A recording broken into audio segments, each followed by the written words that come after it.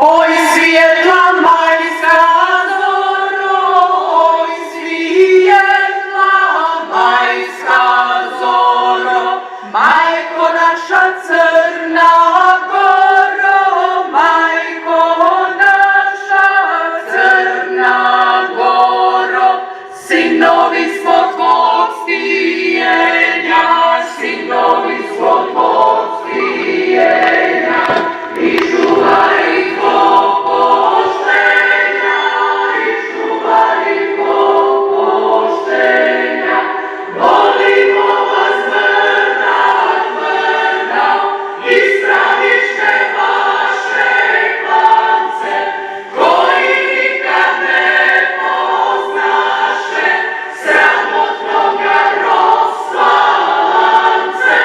Majko naša Crna Goro, majko naša Crna Goro, oj svijetla majska zoro, oj svijetla majska zoro, majko naša Crna Goro, majko naša Crna Goro, do Pločeskoj našoj misli, naša sloga daje krila, biće godna, biće slavna, domovina naša mila, rijeka će naših hvala, uskačući u dva mora, glasno si ti okeanu, da je vječna Crna Gora, glasno si ti okeanu, da je vječna Crna Gora, da je vječna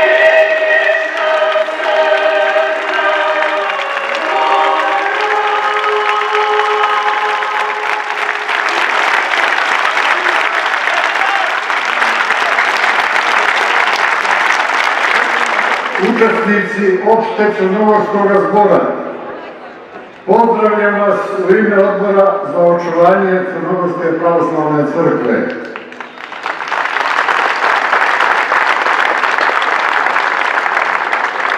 Šta nas je danas okupilo na ovom mjestu gdje su nam se preci okupljali vijekovima i u volji i u nevolji da odlučuju o najvažnijim državnim, narodnim i crkvenim poslovima.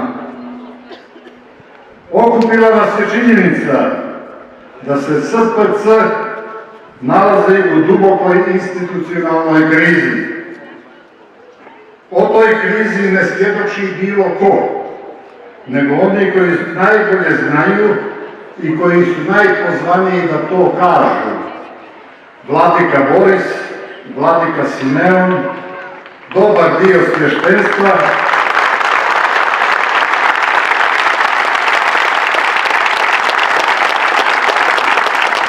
i naravno predstavnici crkvenih odbora. Svi se oni slažu da kriza u crkvi nije prolazna, nego je rezultat nagomilanih brojnih pokrešaka u vođenju crkve. Najprije onih od mitropolita Mihajla kao njezinog duhovnog poglavara. Kako je crkva dospjela u krizu? Sva svjedočenja ukazuju da je u crkvi sproveden svojevrsni tihi unutrašnji crkveni puč. Puč izvorno znači državni udar radi protivustavne i protivzakonite smjene vlasti, nosilaca vlasti. Izvodi ga dio vlasti da bi se dokopao cijele vlasti u državi. No, puč je moguć i u drugim institucijama, a i u samoj crkvi. Izvodi se obično odozgo, od vrha vlasti koji nezakonito prigrabi svu vlast u instituciji. Tihi puč u crkvi proveo je mitropolit Mihajlo s ljudima koji nemaju ustavnih ovlašćenja da u njoj odlučuju o bitnim stvarima. Protivno Ustavu SPC, mitropolit je uspostavio autokratski sistem odlučivanja jer je onemogućio rad sinoda i mitropolitskog savjeta. S dvojicom od trojice vladika on je prekinuo službene odnose. Tako je isključio sinod iz upravljanja crkvom.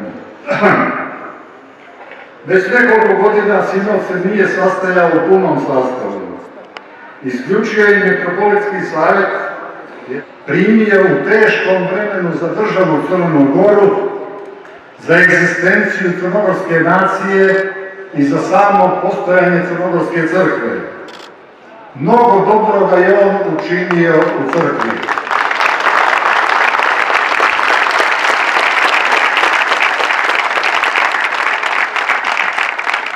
Nikad ne treba zaboraviti ogromno moralno značenje njegovih odlazaka u Srebrenicu.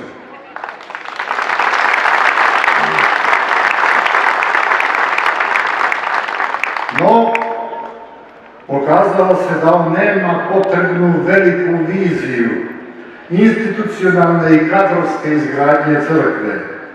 Pokazalo se da nema ambicije, energije i volje kojima bi crkvu vratio na ono mjesto koje joj pripada u savremenom crnogorskom društvu.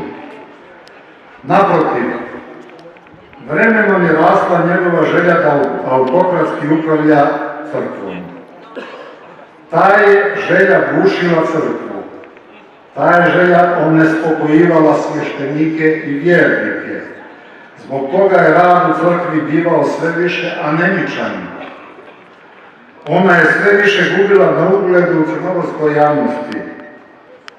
Nije se teško dosjetiti kome je odgovaralo da CPC postane potpuno anemična institucija.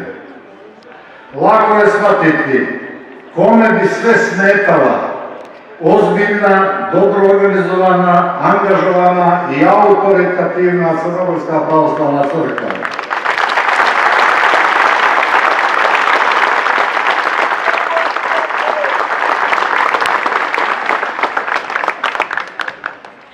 Zna se vrlo dobro ko strahuje od moćnog glasa iz Crnogorske crkve koji bi zahtijevao da se Crnoj Gori vrati cjelokupno pravoslavno sakralno blago koje je opljačkano.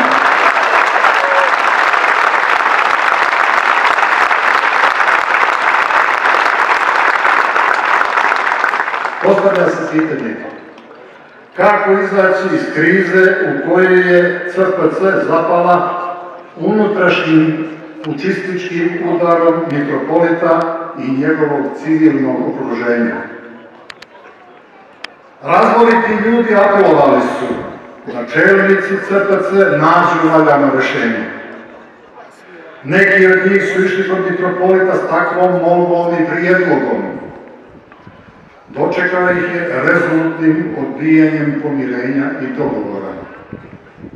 Ugledni ljudi su razgovarali s mitropolitom i istupali s molbama da se povuče u mirovinu, a da bi se u potpunosti očuvala dostojanstvo mitropolita sa svim privilegijama koje mu pripadaju.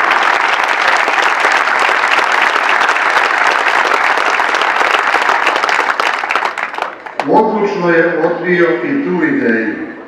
Dobronamjerni ljudi tražili su legalističko rješenje, misleći da se ono nalazi u striktnom držanju pri slovu i duhu Ustava Crnogorske crkve. No, pažljivo studiranje teksta Ustava otvara ozbiljnu dilemu, da li je on uopšte ikad stupio na snagu. S punom legitimnošću to pravo pripada svještenstvu Crnogorske crkve. Ono je zabrinuto za sudbinu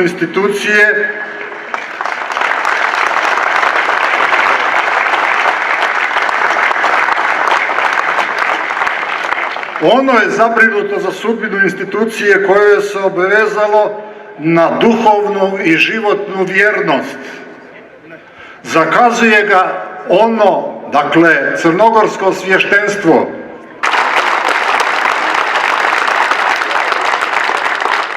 Imaju to pravo, kako sveta crnogorska tradicija nalaže.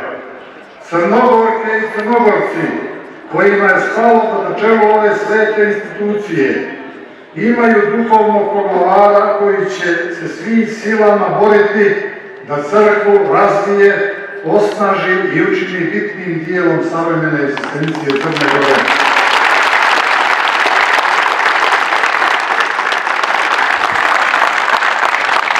Da zaključim, uopšte Crnogorski zbor ima legitimno pravo da izabere novog arhijepiskopa Cetinskog i metropolita Crnogorskog. Ima pravo da ga izabere među najviđenijim Crnogorcima koji su obukli vladičansku robu, koji su dokazali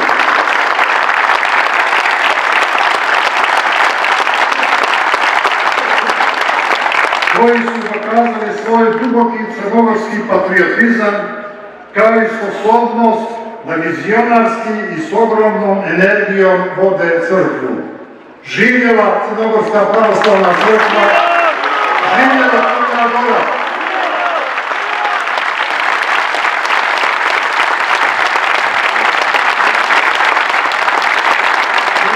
Braće nad Cetinjem danas uzvijale.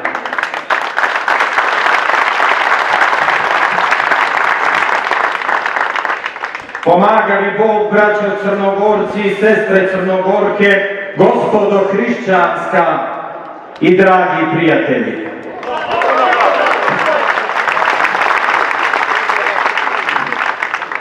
Shodno cjelokupnoj situaciji koja je u potonje vrijeme zadesila Crnogorsku pravoslavnu crkvu, te dovela do njene kompletne unutrašnje institucionalne blokade, preosvećeni vladika Ostroško-Nikšićki Boris i svještenstvo, našavši utemeljenje u svetim kanonima, crkvenoj praksi i tradiciji Crne Gore i Crnogorske pravoslavne crkve, sa vjernim narodom crnogorskim sazvaše opšte Crnogorski zbor, sa željom i čvrstom namjerom da se Crnogorska pravoslavna crkva ponovo vrati u svoj puni duhovni život i djelovanje na dobro vjernog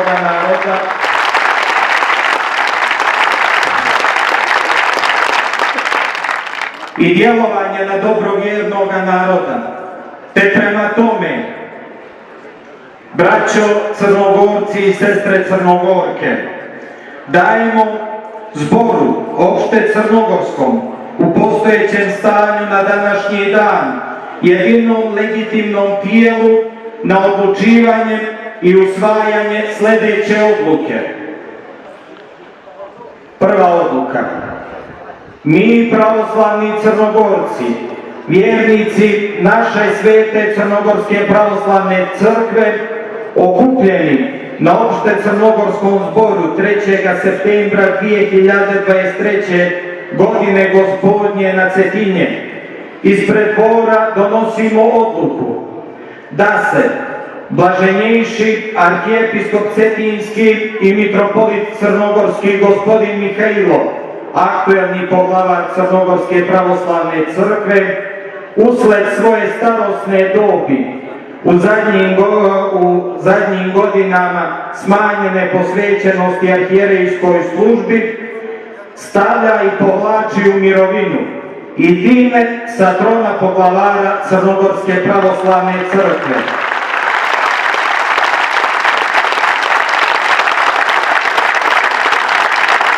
Zadržavši Ustavom i kanonom zagarantovano doživotno dostojanstvo mitropolita sa titulom umirovljeni mitropolit Crnogorski.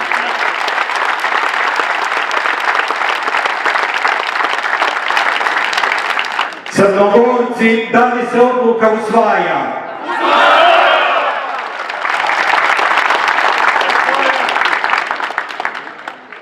Konstatujem da je odluka usvojena.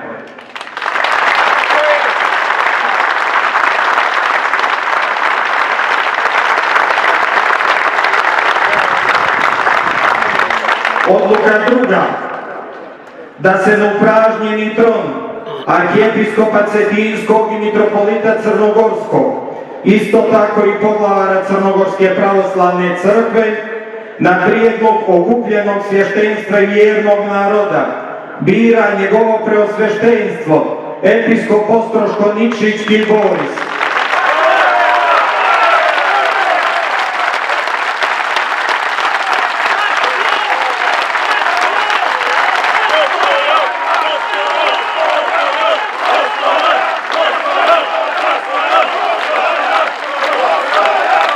Crnogorci, da li se odluka usvaja? Odluka treća, izvinjavam se, konstatujem da smo usvojili i drugu odluku. Tako je!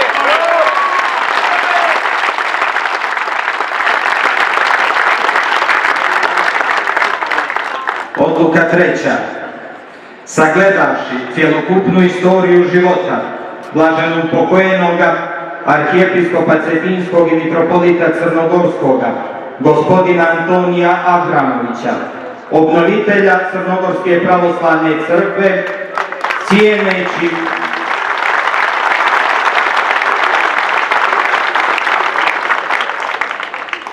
cijeneći životnu žrtvu i projavljenje blagodati Gospodnje, donosimo sljedeću odluku: da se blaženo upokojeni mitropolit Antonije pribroji liku svetih Božih ugodnika,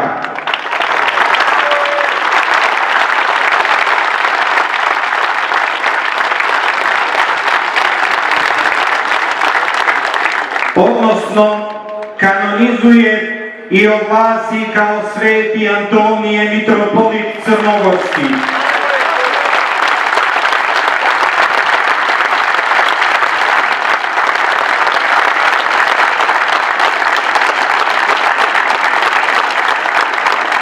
Crnogorci, da li se odluka usvaja? Blaženi oče Antonije, moli Boga za nas.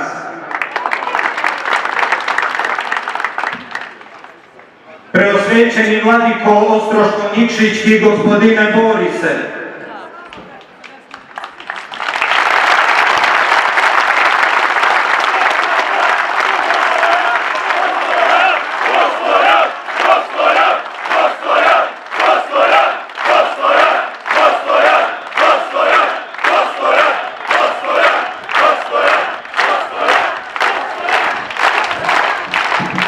molitvama novoprosijavšem ugodniku Božijem mitropolitu Antoniju, a voljom svještenstva i naroda sabranoga na opšte crnogorskom zboru na Cetinju 3. septembra 2023. godine Gospodnje ispred dvora knjaza i gospodara Nikole Petrovića, blagosiljamo vašu svetinju biti arhijepiskopom Cetinskim, mitropolitom Crnogorskim i poglavarom Crnogorske pravoslavne crkve.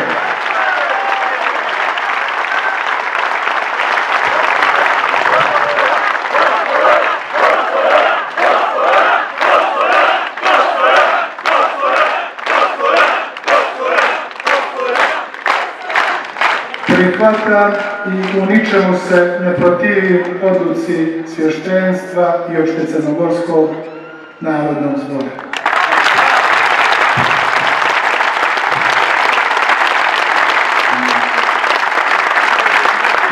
Mogu reći blaženjejši vladikom, dopuštite mi da zajedno sa sveštenstvom u ime crnogorskog naroda predam vam insignije i bijelu kamilavku, znak dostojanstva mitropolita autokefalne Crnogorske pravoslavne crkve. Ujedno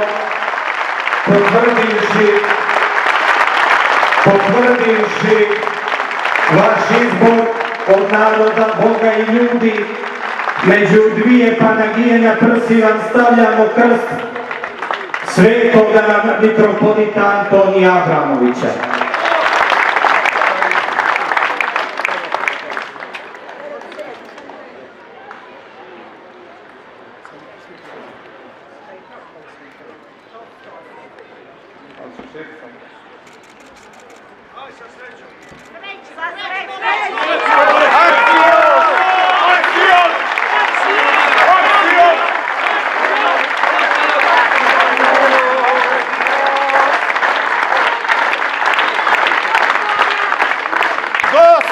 Dostojan!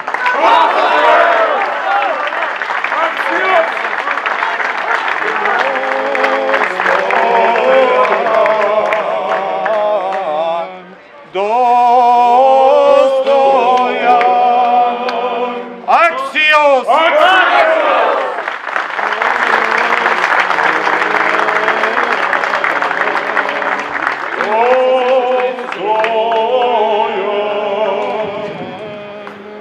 Blaženjejši vladiko, dopuštite nam da vam predamo i bijelu panu sa briljanskim krstom, onako kako priliči crnogorskom mitropolitu i propisano Ustavom Crnogorske crkve. Dostojan!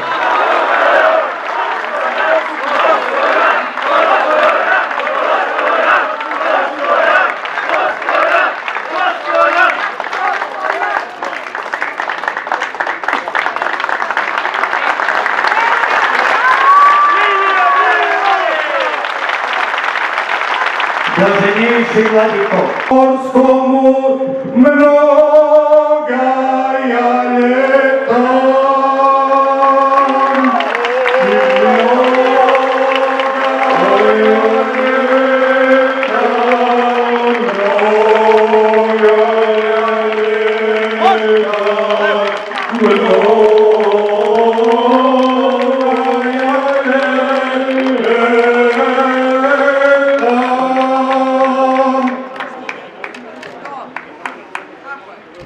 nas od lukavago.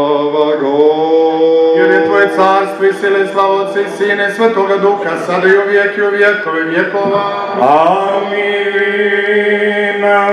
Ljubi Tvoja i blagoslovi i pobjedi sje pravoslavni divija darujaj i Troje sogranjavja žitelstvom.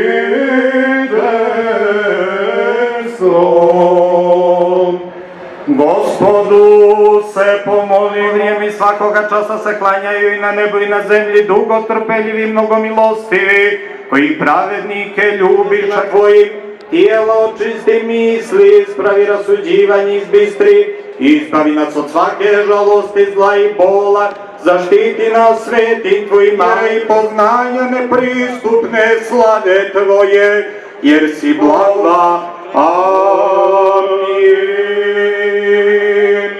Pomiluj, Gospodi pomiluj, Gospodi pomiluj, Gospodi pomiluj. još se molimo Crnogorski i za sve zabrane na Pomiluj, Gospodi pomiluj. još se Tvorca, Svetog Vasilija Ostroškog čudotvorca, Svetog Stefana Piperskog, Vladimira Drukarskog, Svetog pravednog Ivana Crnevića, Svetog mitropolita Crnogorskog Antonija. A sada će nam se obratiti njegovo blaženstvo. Mjestu zajedno sa crnogorskim narodom na opšte crnogorskom zboru obnovi našu svetu Crnogorsku pravoslavnu crkvu. Sveti Antonije Crnogorski, moli Boga za nas. Trnovit put našeg mitropolita, svetog mitropolita Antonija, počeo je njegovim ustoličenjem 1993. godine. I od tada mnogi žele ne samo da unište Crnogorsku pravoslavnu crkvu, nego i da obesmisle njeno postojanje. Ogromna je moja zahvalnost i obaveza prema ovome krstu svetoga Antonija koji danas nosim i koji ćemo sa ostalim predmetima položiti u muzej svetog mitropolita Crnogorskog Antonija kada za to dođe vrijeme, koji kanimo napraviti u Vladičanskom domu kad se u njega vrati prva kapela svetog Petra Cetinskog koju je napravio naš sveti mitropolit Antonije. Želim da svi zajedno uputimo zahvalnost dosadašnjem poglavaru Crnogorske pravoslavne crkve, umirovljenom mitropolitu Mihajlu, za sve dobro koje je učinio dok je bio na čelu Crnogorske pravoslavne crkve. Pred nama stoje jasne obaveze i aktivnosti da dosadašnjim crkvenim opštinama i odborima i organima episkopija, pošto ovdje sa nama stoje svještenici iz svih episkopija Crnogorske pravoslavne crkve. Naša braća svještenici iz dijaspore, ali ovdje su predstavnici i Cetinske, i Podgoričke, i Nikšićke, i Kotorske episkopije i eparhije Crnogorske pravoslavne crkve.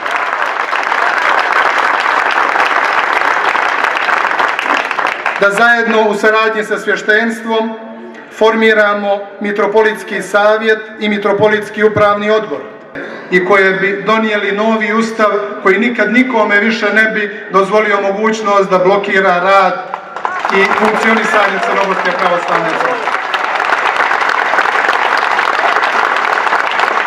Treba formirati pravni tim od uglednih pravnika crkve i sajtu treba objaviti izvještaje o svim donacijama, prihodima i rashodima svakog mjeseca. I svještenstvu normalne plate da bi mogli da funkcionišu i nadamo se da će to biti u visini jedne prosječne zarade u Crnoj Gori. Prijaviti svještenike po zakonu o radu i pružiti im svaki mogući podstrek da što bolje i više rade za dobro svih nas.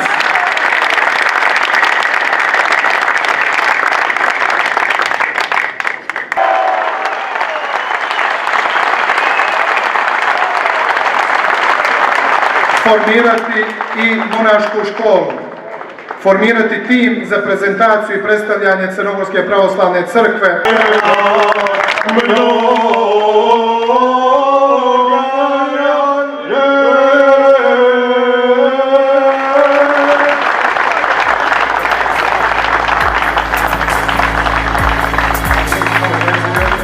Poštovane dame i gospodo, ovime završavamo opšte crnogorski zbor sazvan za 3.